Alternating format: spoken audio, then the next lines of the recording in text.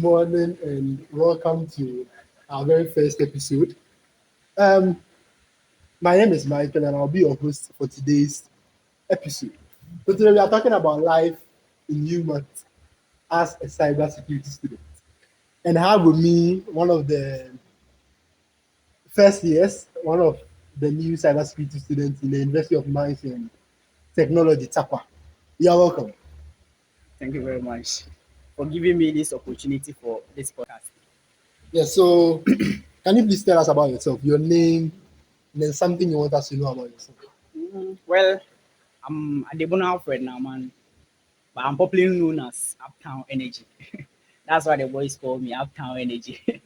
So yeah, and I'm currently reading cybersecurity at UMaT currently. Okay, that's something small about me. Well, so how has the journey been like? Being a cybersecurity student in University of Mines and Technology. How has it been like?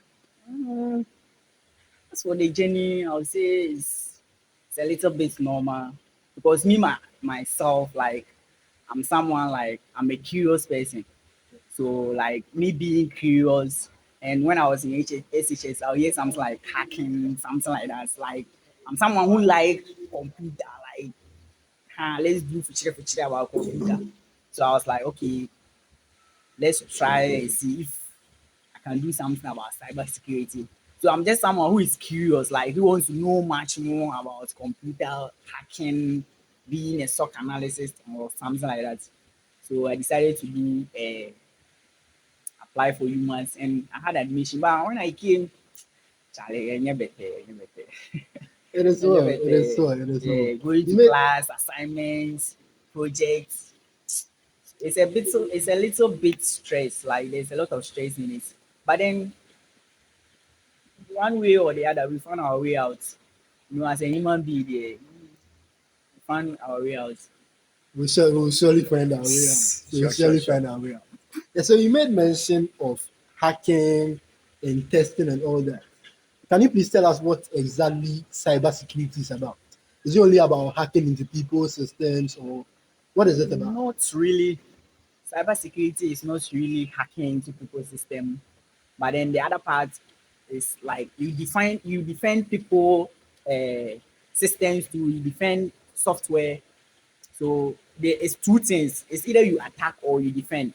So that's what cybersecurity engineers they do.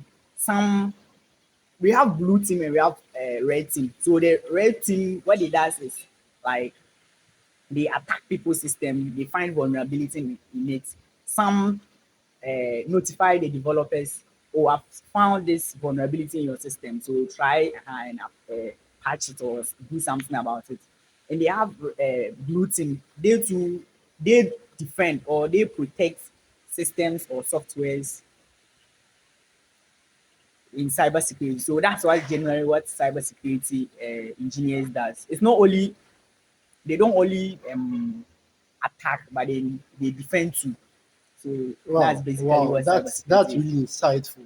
I didn't know you also protect because we have this norm that cybersecurity students are hacking, they are doing that. And yes, before I move to my next question, I want to clarify something. Someone who hacks and then the scammers now, now scamming and then fraud is very rampant in the country. So what is the difference, or is a hacker the same as a scammer? No, hacker is not the same as a scammer, but then they have something, should I say, common or something similar. Because a hacker either defend or he attacks, but then a scammer is like it's something like, let's say, social engineering.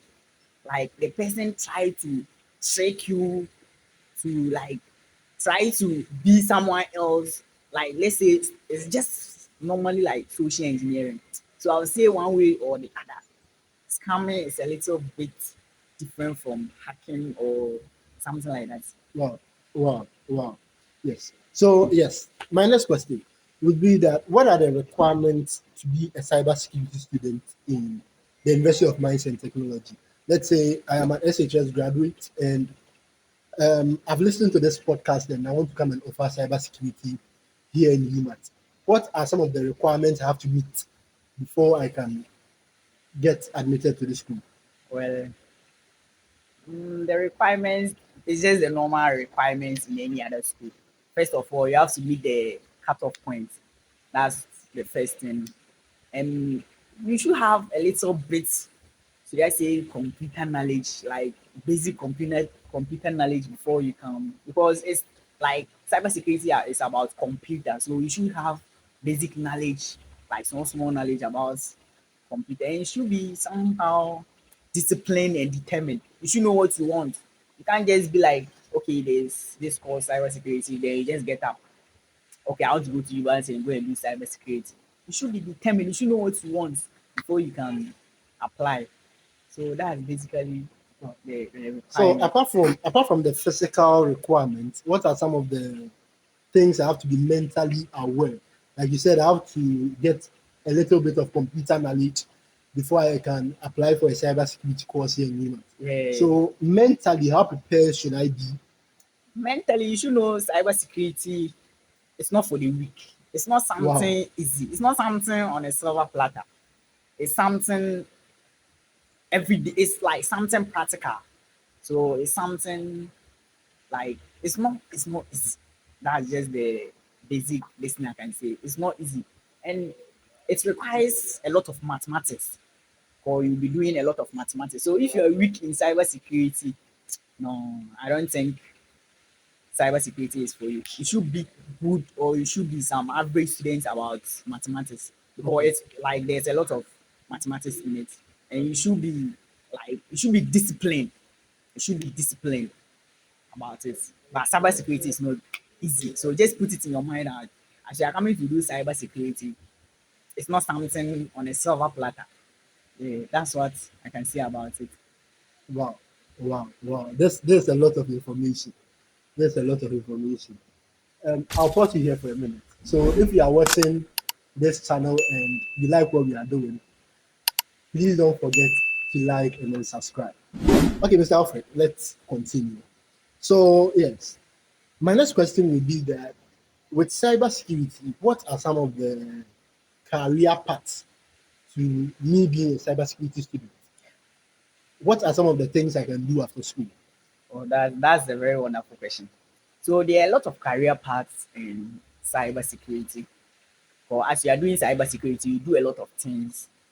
You do programming, you do pen testing, you do ethical hacking, and you are doing mathematics. So first of all, aside doing all this, you can be, let's say you can be a teacher. Wow. You can decide to maintain a class and also teach other students about cybersecurity. You can be an ethical hacker. You can decide to be an ethical hacker. Like after graduating, you can decide to be an ethical hacker. You can also be a pen tester. You test people's softwares, tell them the vulnerabilities in it so that they try to solve it or patch that problem. And you can also be a SOC analyst. So there are lots of career paths in cybersecurity. So Wow. you can also decide to be a programmer. You build websites, you build softwares. So there are a lot of career paths in cybersecurity. There are Wow. a lot. So that depends on you, what you want. After graduating, you can just pick one or two, then focus on that. Wow. Yeah. So yes, now we are in the world where they are saying AI is taking over the world. AI is doing that. AI. How is AI going to affect the future of cybersecurity? Is AI going to take our jobs as cybersecurity people, or is it going to help us improve what we do? Not really. I would say AI will take our job, but not all that. And it's also helping us improve our job. So it's not it won't take our job completely. It's not also like like I don't know how to say it, but then AI it also improves a lot of our job because we use AI to program. I heard one news that the AI is we can even use AI to test softwares. Wow. I don't really know much Wow. about that. So AI is coming to be a lot, but then it can't take. To me personally, I don't think AI can take our job completely. But one way or the other, AI can really take our job. Because if you can use AI to test people's software, then actually it's coming to take our job. But people that program AI, so I Yeah. don't think AI can completely take control of cybersecurity. But Wow. one way or the other, it's kind of. Wow. Wow. So yes, AI is not going to take our jobs, and so we are safe as cyber security people. So, Mr. Alfred, this will be my very last question. All right. To our students out there watching us who want to come and pursue cybersecurity here in University of Mines and Technology, what is your advice to us? What would you tell us as students who want to come and pursue cybersecurity? Please, Mm. that is the camera. Um, Students that want to do cybersecurity, just like what I said earlier on, just know cybersecurity is not it's not any it's not any easy course that you think, oh, cybersecurity is easy. Just know it's not simple. It's not all that simple. So first of all, I say you have to be. I always say discipline is always the first thing. You have to be disciplined because there's a lot of stress in it. Today you are doing that, you are doing this, and there's mathematics. So if you know you are not good in maths, don't just come to cybersecurity because you'll be doing a lot of mathematics. And if you are not good in maths, don't just try it. So discipline is always the first thing. And so far as someone is able to do it, you too you can do it. So if you just stay disciplined and focused, you can do it. But then it's not just easy. You have to be disciplined, determined, they have vision, know what you want. Don't just think, oh, cybersecurity, you want to be an ethical hacker. Just know what you want before you can before applying for cybersecurity or something like that. So that's the little advice I'll have for those that want to apply for cybersecurity. That is a lot of information in there, and we are so grateful, Mr. Alfred. Yes, so if you've made it to the end of this podcast, kindly leave a comment and let us know what you have learned from this particular one. Once again, we thank you very much, Mr. Alfred. You're welcome. My You're name is welcome. Michael, and I'll see you in the next one.